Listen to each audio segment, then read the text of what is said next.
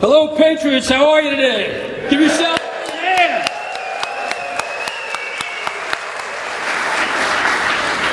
As many of you may have heard me speak before, you know I'm not a professional speaker, and I like to give that disclaimer up front.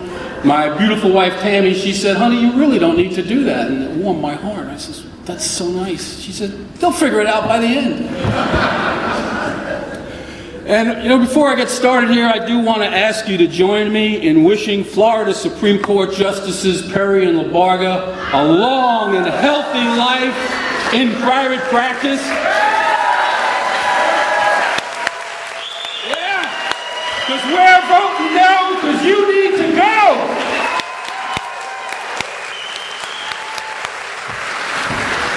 You know, isn't it incredible that despite all the historical evidence to the contrary, that anyone can still believe that the founders would have fought a long, cruel, and bloody war just to exchange one central, overpowering government for another. And yet these guys like Justice Perry and Labarga, sit there and they want to define the limits of our freedom for the extension of greater government control. That is not the founders' legacy. That's not why we're here today, is it? You know, for these out-of-touch elitists, the Bill of Rights to them, it's a historical curiosity now. It's just quaint. Doesn't mean anything. But we know that the Bill of Rights is the very essence of state sovereignty. That's why it was created. And that wasn't lost on the founders. In fact, at the North Carolina Convention, the great man Samuel Spencer, he says, it appears to me that the state governments are not sufficiently secured and that they may be swallowed up by the great mass of powers given to Congress. Was that prophetic? Look what we have today. Oliver Ellsworth from Connecticut, a Connecticut Yankee. You know, they talk about nullification being based in the South. This is a Connecticut Yankee. He says, the United States are sovereign on their side of the line, dividing jurisdictions. The states on the other. Each ought to have the power to defend their respective jurisdictions. Can it be any clearer than that?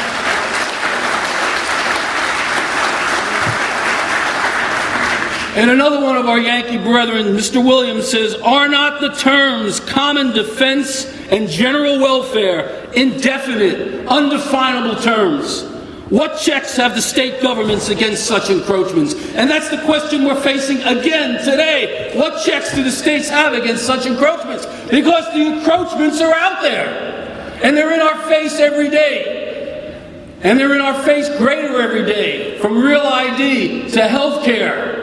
We don't need 14 or 16,000 additional federal snooper troopers getting in our business in the sovereign state of Florida. Clearly, the 10th Amendment was never conceived to be a throwaway or quaint relic. Its necessity and creation was brought about by a clear and deliberate decision by people who stingily, I'm telling you, stingily ceded their sovereign authority to this limited powers agent that they were creating. And for us here today, this is a hallmark day for liberty. Because on this 10th day of the 10th month of the 10th year of our young century, we gather to celebrate rather than denigrate the 10th Amendment. Give that. That's right. And all of us, you know, we've all probably taken different roads to get here today, obviously geographically, and for many of us, ideologically as well. But your 10th Amendment decision today, to this point, was to come here, to participate, to learn, and enjoy.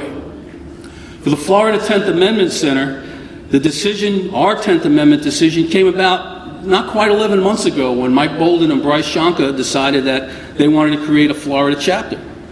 And since then, in that short period of time, we've got chapters in Pensacola, Jacksonville, Sarasota, and most recently Palm Beach.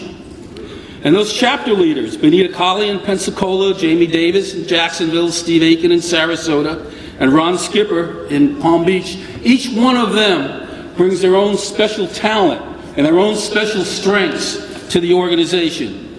But the message, the all-important message, is always constant always clear. We're never going to waver from it. And that's the powers not delegated to the United States by the Constitution, nor prohibited by it to the states, are reserved to the states respectively or to the people.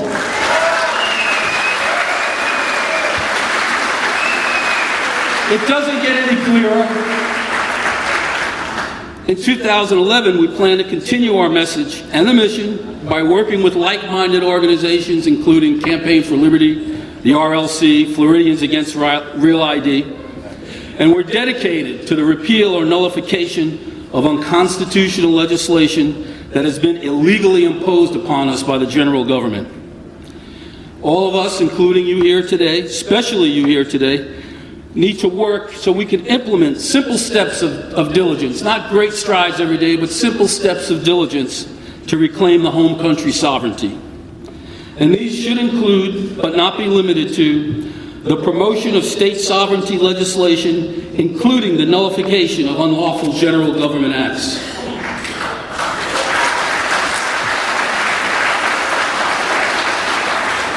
And when we talk about legislation to push back the general government leviathan, when we talk about healthcare freedom acts and we talk about the Firearm Freedom Act, we need to go further than just say Floridians are not going to participate in this. We need to say, when you send your federal agents here to try and overturn sovereign state law, our constitutional sheriffs are going to put them in jail, and you can come and pay their fine and get out.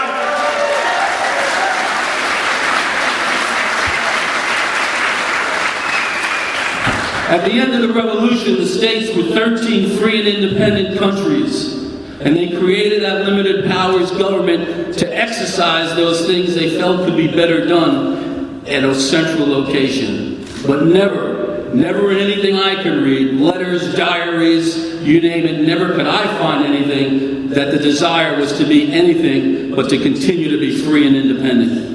We're members of a voluntary compact. We're not slaves to the federal leviathan. The other thing that we have to consider doing is identify sitting members of the legislature who are ready and willing to become champions of liberty. And we have to identify and promote candidates for state office to replace those sitting members of the legislature who are not ready and willing to become champions of liberty.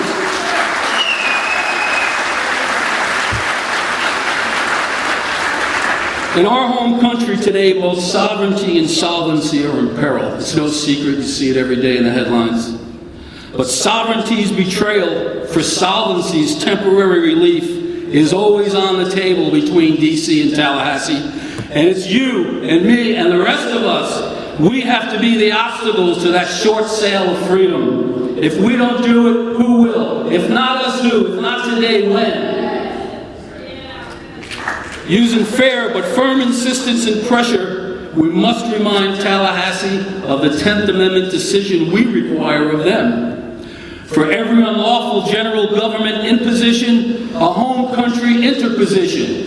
We are not going to be slaves to illegal legislation. It's up to us to remind Tallahassee of Madison's warning that encroachments by the central government must excite the legislatures to watchfulness and impose upon them the strongest obligation, and that is to preserve unimpaired the line of partition. That line is blurred and hardly exists anymore. So today on 10-10-10, let's make up our minds. No longer are we going to accept grassroots buzzwords from politicians in place of results. Starting today, let us be real clear to those in Tallahassee to whom we've given our consent to govern. We will no longer accept general government theft of our liberties. No longer will we stand by quietly while our pockets are picked by political parties to fund the perpetual welfare warfare state.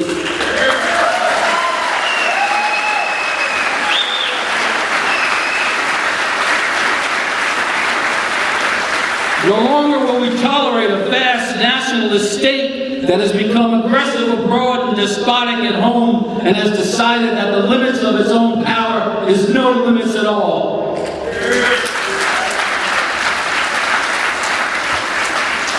Here in this room today, we're contemporary tenters, but we stand in the shadows of those original tenters. Richard Henry Lee, George Mason, Elbridge Gerry, James Monroe, and Thomas Jefferson, and others. And we stand in good company. But if they were here, would they ask us, what have you done with your inheritance? What have you done to our legacy? It's up to us today to answer that by humbly accepting that responsibility to restore sovereignty, restore the founders' federalism, and above all, to be free once again. Thank you for listening. God save the Republic.